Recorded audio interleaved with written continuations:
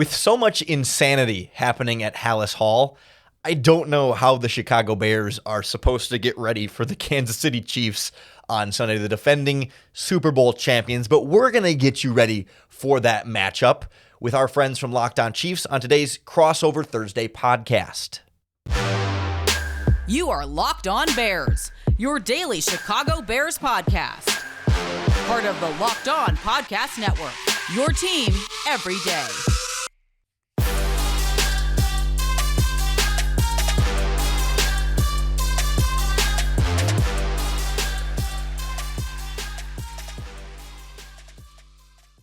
And welcome back to another episode of Locked On Chiefs. We are going to be talking with Lauren Cox of Locked On Bears, discussing this game as we're getting ready to head into a big game for the Chiefs. Maybe they can get right today on Locked On Chiefs. From the land of the free and the home of the Chiefs, this is the Locked On Chiefs podcast. Welcome back to the Locked On Chiefs podcast. I am Chris Clark from Chiefs Corner. That is Lauren Cox from Locked On Bears. Thank you for making us your first listen every day. We do appreciate that. Part of the Locked On Podcast Network, your team every day. Go check out the Locked On Bears show. Lauren does a great job. He can tell you all about what's going on with the Chicago Bears, which sounds like there's a ton going on right now. And we're going to get to that here in just a moment. But I do want to tell you about our friends over at PrizePicks. This Crossover Thursday episode is brought to you by PrizePicks, the easiest and most exciting way to play daily fantasy sports. Go to prizepicks.com/LockedOnNFL and use code all lowercase Locked On NFL for a first deposit match of up to $100. Lauren, you have a lot of stuff that is going on with you right now. Let's just dive into it. What is your biggest news this week? Yeah, I mean, the biggest storyline entering this game is just everything going on. Like this organization feels like the sky is falling and everything is on fire, and you're 0-2, and guess what? You're playing the defending Super Bowl champions on Sunday. Great. Sounds good. Like, you know, it feels like it can't get more chaotic than this. You know, like Wednesday started with the announcement of your left tackle on injured reserve for at least the next 4 weeks, followed by your quarterback sort of criticizing the coaching staff or how they've operated the offense, then kind of walking it back and blaming the media for maybe taking it out of context. I think that's maybe a little bit of a convenient excuse there.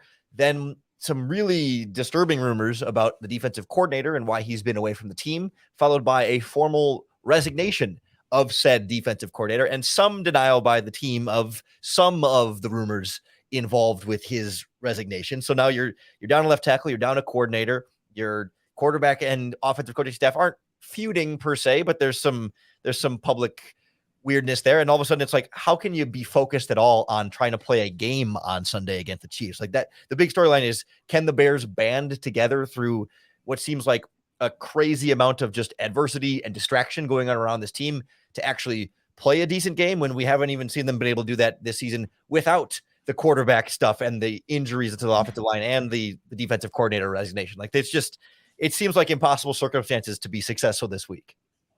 There is so much going on in the Bears organization. I agree with you that it's going to be a very difficult thing to be able to tune all that out and play a good game.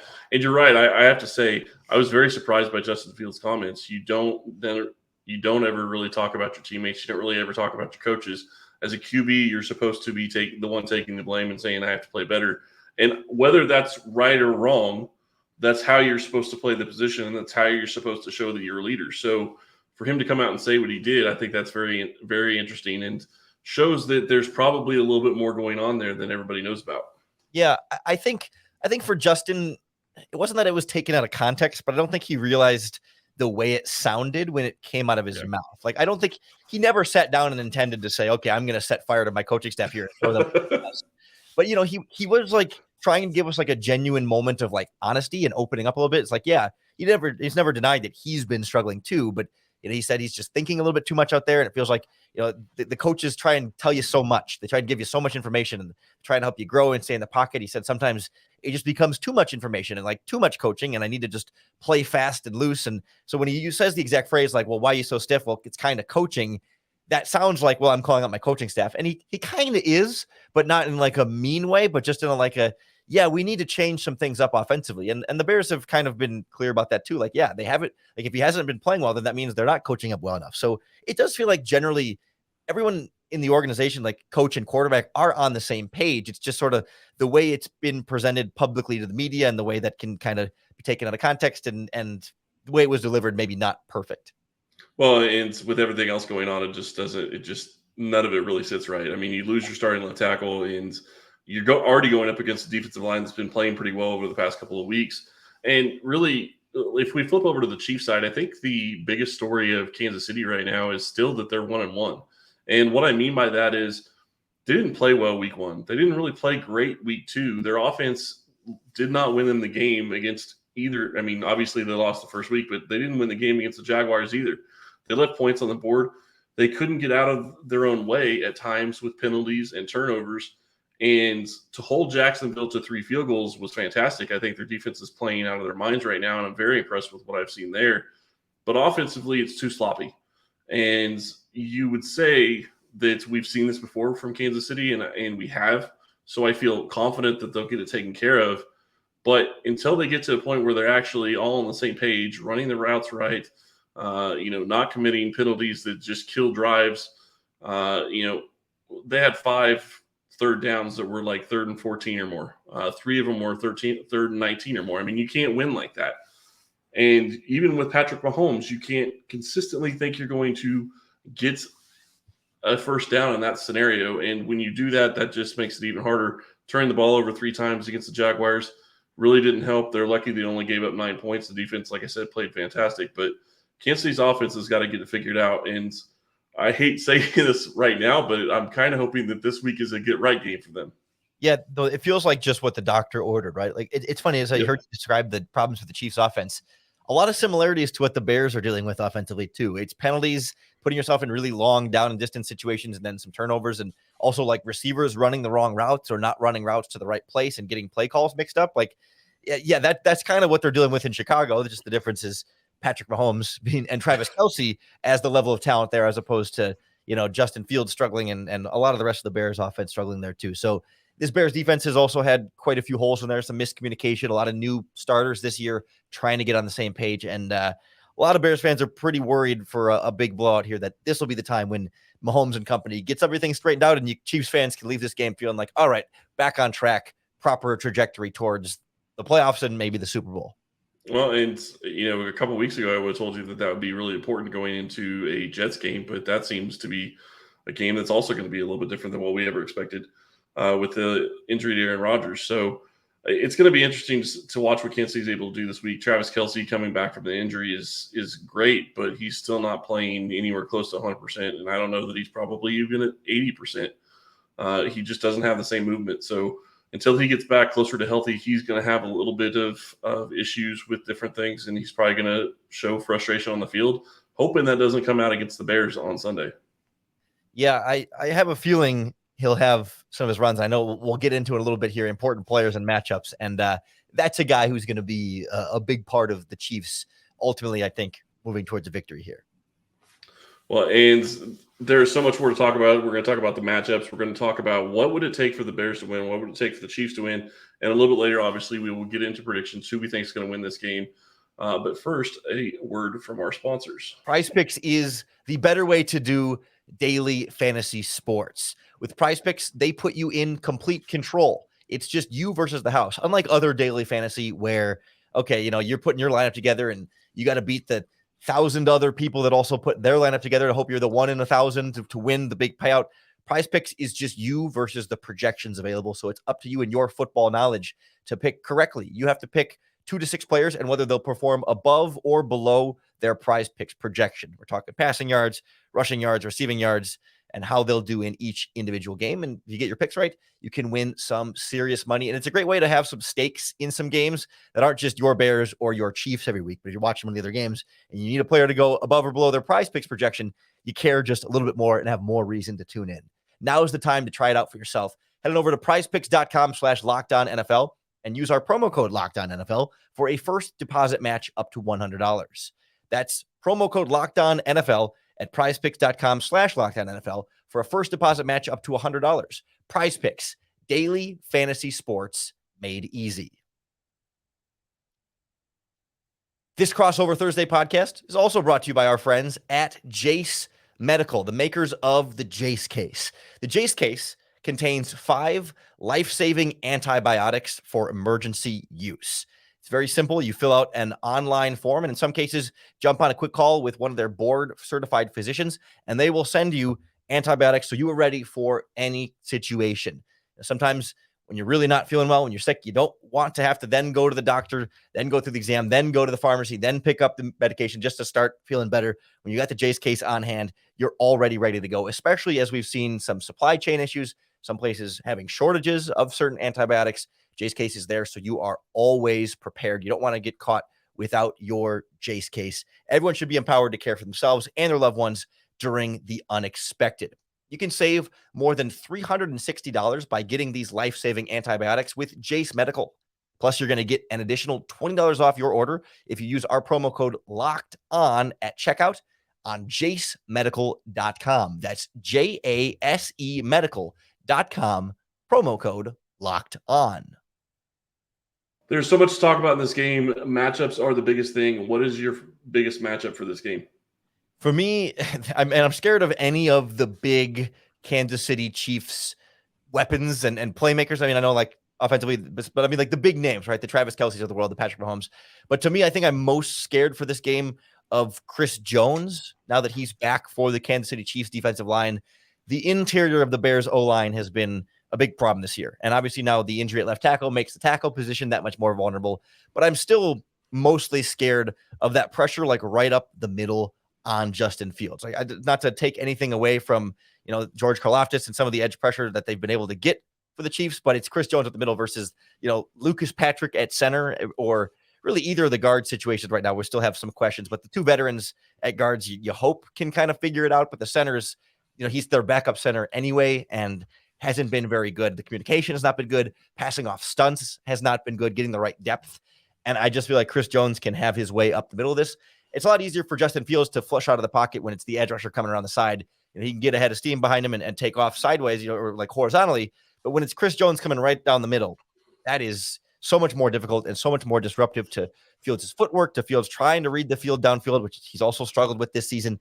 But it gets so much more difficult when someone like Chris Jones is wrecking some havoc there. I'm glad you bring up Chris Jones. I do think that's going to be very intriguing to see what Kansas City's able to do there and how they're able to use him. One of the things that really stood out in week 1 was when they put him out on the edge. And they usually put him out on the edge on the left-hand side, on their left-hand side, which would be going up against Darnell Wright, assuming he plays right tackle, because we don't really know right now who's going to be playing that position. I would assume that, though, that if it ends up that you have Larry Borum as your starter, I would assume they put Chris Jones over him. That's going to be intriguing to me. But really, you get into George Karlaftis, you get Mike Dana, Felix Anudike Uzama going up against, those 2 tackles. I think that's going to be very interesting to see what kind of pressure they're able to create. Spagnuolo is also known for blitzing and sending people from different positions. So getting that blocked up from the offensive line's perspective is going to be something that is going to be very important. When I look at this, all of those guys are going to be important. But the bigger question that I'm going to have is, can Kansas City's offense finally put it together? And can it be something where they put it together and they start scoring points? I'm going to look at it a little bit more broadly. Can the offense in general get on a page where they can score multiple touchdowns in a game? That sounds like something the Kansas City Chiefs should be able to do, but they have shot themselves out of multiple touchdowns this year so far, and Chicago's defense hasn't been great, but I think they could still give them problems. If Kansas City beats themselves, or if they get in a situation where they start making stupid penalties, which they've done in the past, and turn the ball over as well, that's going to be a big problem. Yeah, that's to me seems like the way. I know we'll get into the path to victory here, but like the Chiefs mostly just have to not beat themselves here, right? I mean, like that's going to be part of the equation here. That this is not a. I didn't want to say that way, but yeah. Yeah, I mean, the Bears have not generated a turnover yet this season. They've been vulnerable in the middle of the field. I mean, they let Jordan Love kind of go all over them. But at the same time, this Bears defense does have talent. They've invested a lot with big linebackers in free agency. They've got guys they like at safety, although Eddie Jackson's injury at this point may keep him out a little bit longer. And So, but like Jalen Johnson at cornerback, and they like Tyreek Stevenson. Like they've got guys with some talent. They're just not playing enough like an 11-man defensive unit at this point. And so it does feel like eventually they'll start to mesh a little bit more and start to figure it out. Is it going to be this week against the Chiefs? I'm guessing probably not, but you never know. Like we haven't seen that like big game-changing play from somebody like Tremaine Edmonds, who did that all the time in Buffalo. Like eventually he's going to settle in a little bit, feel a little bit more comfortable, and he's going to be able to, step in front of a pass and make that turnover, or come into the backfield and make that big tackle for a loss, or some kind of high impact play. It's like, oh yeah, that's why you sign these guys. And like Yannick Ngakoue, who they signed from the Colts, he missed 2 sacks on Baker Mayfield last week, in and out of his arms, 2 missed tackles on Baker Mayfield. Like eventually those are going to start to be sacks. Like the Bears are getting there, but they're not quite there. And so the Chiefs just have to make sure that they're not handing that to the Bears on a silver platter. And I think they should be okay. Well, and that's a great question, or that's a great point, is how are the linebackers going to play in this game? Are they going to be able to get up Patrick, or is the defensive line going to be able to get after Patrick Mahomes? But I will also say that this is going to be interesting to see, because is Eberflus going to continue calling defensive plays, or since now your defensive coordinator is actually fully stepped down, are they going to give somebody else the duties of calling the defense? How's that going to play out? How is it going to change the defense from what they've already been doing? Yeah, I would imagine at some point they'll name an interim defensive coordinator, or sort of give some of the more defensive coordinator duties to one of the assistants, probably the linebacker coach, Mike Bergosny. I can never say his name correctly. Borgonzi? Or the quarterbacks coach, John Hoke. But, Eberflus took over the play calling last week, and I would imagine with all of the instability that's surrounding all this right now, that he might just say, all right, I need to go hands-on here and just continue to call the defense, at least for now, if not for the rest of the season. But we haven't been in love with Matt Eberflus's defensive play calling either. Coverage-wise, very basic. Primarily, like cover 3 and cover 2 is 60% of their snaps. And when they do show 2 deep safeties, majority of the time it's cover 2. They don't do a lot of cover 4 and cover 6. So like it becomes pretty easy for opposing quarterbacks to read. And it doesn't help then, when your pass rush is struggling to get home and you've got multiple rookies in the secondary and now injuries in the secondary. They were on their 3rd string nickel cornerback last week. So that never bodes well when Patrick Mahomes is the quarterback, even if the Chiefs offense has been struggling. And even if, like I know they've had injuries with Richard James and Kadarius Toney weren't practicing on Wednesday, and already they were a little thin at receiver. Like Bears fans are still just as scared as they would be, even if this was the Chiefs of a couple of years ago, really flying high. Well, and that's going to be a big question. Who's going to play wide receiver for Kansas City? Right now, I would imagine Kadarius Toney is going to play. We will see if that ends up happening, but I think Richie James is probably going to miss this week. I think the rest of the injuries for the Chiefs are probably going to be things that they're really just trying to give guys an extra day of rest, trying to get them past things.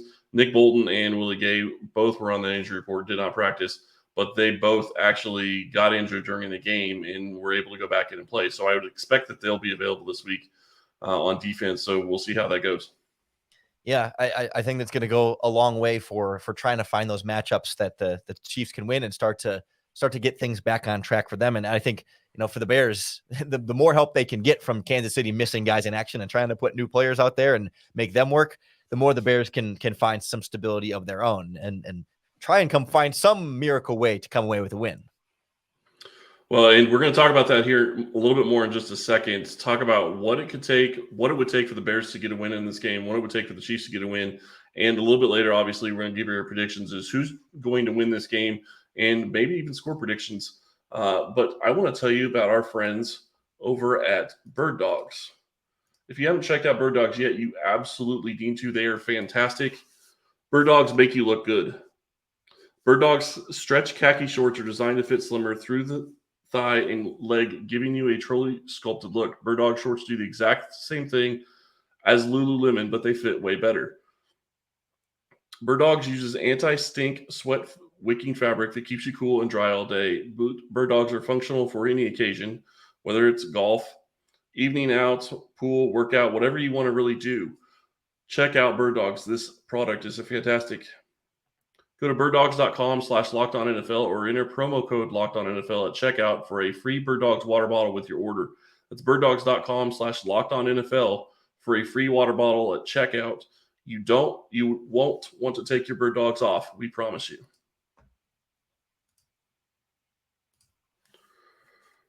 All right, Lauren.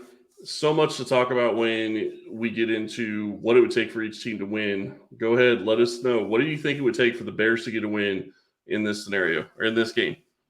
It would take some sort of miracle that, like the Pope would have to be involved in some way, or, some sort of religious deity would come from the sky and, come down upon this game and bless the Bears in some way to lead them to victory. No, I mean, sure, it's not impossible, but it would take a lot. It would take some of the things you were talking about. Like the Chiefs would need to absolutely beat themselves, and the Bears need to stop beating themselves. It would take a couple of probably fluky turnovers from Patrick Mahomes, a batted pass that gets picked off, a strip sack in the pocket, different things like that, where the Bears can generate some extra possessions on turnover, maybe like a muffed punt or a blocked field goal or something like that, which the Bears actually did block a field goal earlier this season. They would need to stack some of these kind of lucky plays. And then on top of that, the Bears would need to do some of the things that Justin Fields talked about at his press conference. We talked about it earlier, right? Like they need to get back to running an offense that fits him. The Bears need to come out, sort of redesign an offense the same way they did last season, about 5 games through the year,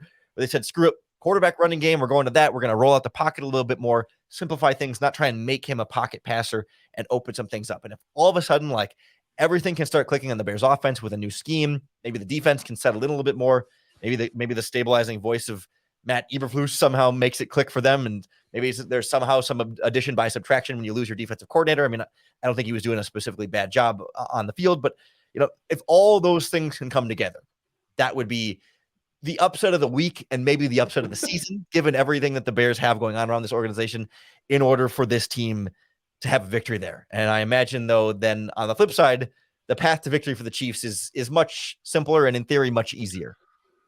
I would agree with that statement, but I would also argue that we have seen teams that have gone through complete reorganizations or crap, or however you want to say it, and come out focused and be able to put all that energy into playing against a team. I agree with you. That would be difficult for the Bears to do. They have so many things going on for them. Losing your left tackle is a big enough thing. Losing your defensive coordinator is a big enough thing by itself as well. Justin Fields coming out and saying that he's thinking too much. I don't imagine that that's going to be any easier against a guy like Steve Spagnuolo, who is known for going after young QBs. He's never played against Steve Spagnuolo, so it's going to be something where he's going to be getting attacked via blitz probably multiple different times and from multiple different positions. It's going to be something that they're going to do. They're going to throw everything at Justin Fields and try to make him think. And, I watched a little bit of the film against the for the Bears playing, and he was thinking he saw passes that were there, didn't throw. And if you do that against Kansas City, you're liable to get sacked by somebody on the defensive line. So for Kansas City to win, I think you're right. I think that they just have to play their own game. And defensively, I'm not concerned about that. It's nothing against your offense. It's more from what I've seen from the defense to this point.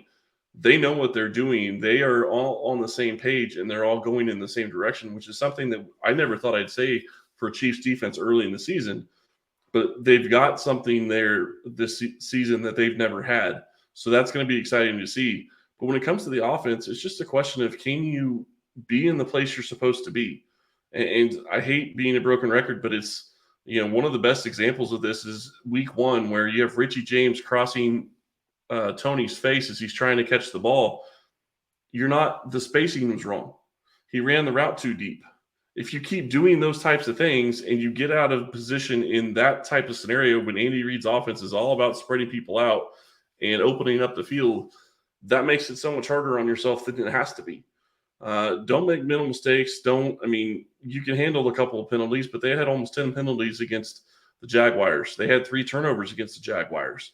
Luckily, they were able to get 2 turnovers. They were able to get a turnover back. So in that scenario, it worked out for them. But it's going to be something where they have to quit beating themselves, and their offense needs to show up. And I think that they will this week. I do think that the offense is going to start getting a little bit better. But there's questions right now if they're going to have much of a running game. Pacheco could be out this game.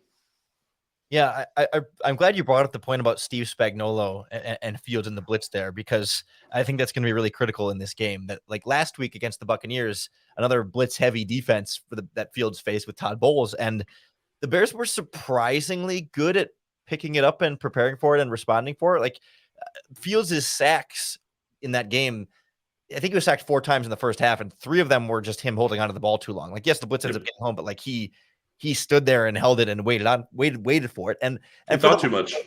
Yeah.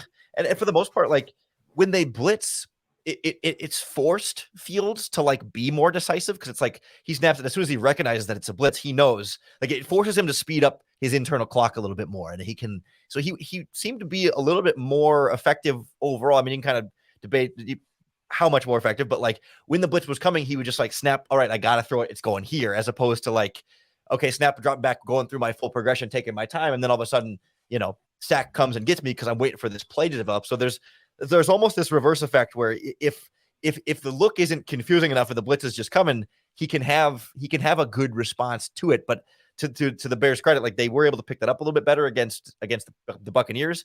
But I'm less confident now with, again, your left tackle on injured reserve and maybe moving some different guys around on the offensive line. Like the communication has not been great there. And Spagnuolo certainly has a good opportunity, especially with as well as they did against Trevor Lawrence last week. I'm not expecting Fields to come in all of a sudden and light them on fire.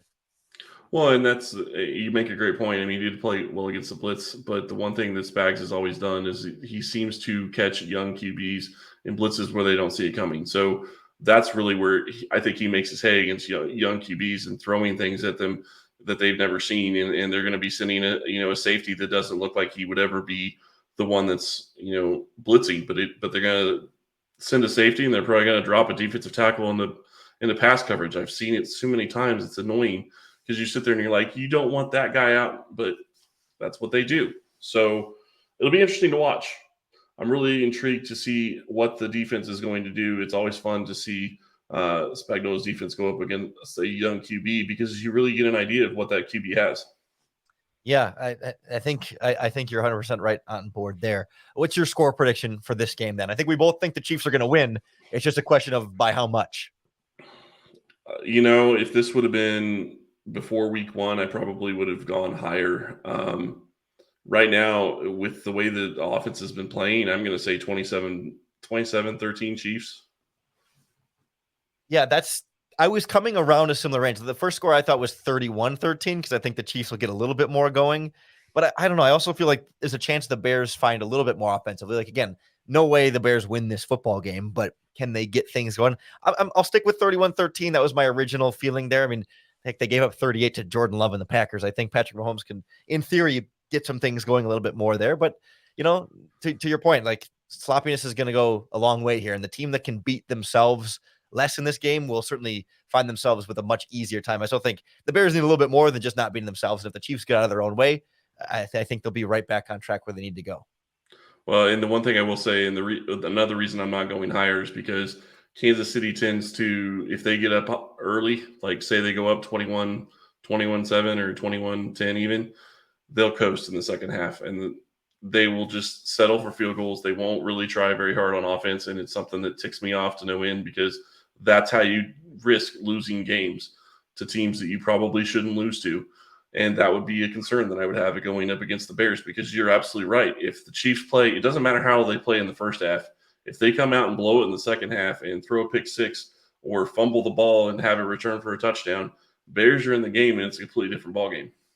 Yeah, and I will say, like, the Bears have been very good at, like, stealing that second half drive where, like, they've been garbage for the last quarter and a half, and somehow, like, early in the fourth quarter, Justin Fields goes 6 for 6 for 90 yards on a touchdown scoring drive. Like, that basically happened against the Buccaneers. Like, all of a sudden, they've been 3 and out. For some reason, this one drive, they come out and just everything clicks for one drive. And then after that drive, they fall apart again. But, like, they do just enough to either, if you're the opponent, scare you, like, oh, no, wait, are the Bears going to come back? Or if you're the Bears, redevelop that hope, like, oh man, maybe they're going to come back in this one. Like maybe they figured it out. And then, okay, then like last week against the Bucs, they called a screen pass 3 plays in a row. And the third one was a pick 6, like, because the defense knew it was coming. So like, it's always like 1 step forward, 4 steps back with this team. But that 1 step in the second half, it'll scare you a little bit, just a little bit. Yeah. Well, I'm excited to see the game regardless. It is not very often that we play the Chicago Bears. So I'm looking forward to that. Looking forward to seeing how the Chiefs respond to a lackluster performance last week against the Jaguars, but a good performance on defense and see what they get done in this game. Lauren, thank you so much. Really do appreciate you coming on. A lot of fun always doing these crossovers. Of course. Thanks for having me. And please have some mercy on us this week. Andy Reid is the kind of coach that will have mercy on teams. So don't worry about that. I don't think that's going to be a problem. Thank you all for listening today. And what was that? the Matt Nagy revenge game. He's got to stick it to him. Oh, that's a good point. I didn't think about, but you also have the former, your GM is also a former Chief, so it goes both ways. Yeah. So Good. we'll see. Thank you all for listening today. We really do appreciate it. Check out another Locked On show, maybe Locked On NFL, and we will be back to talk to you tomorrow about this game and give you a little bit more insight on who can really stand out in this game and what each team needs to do. Thanks, everybody.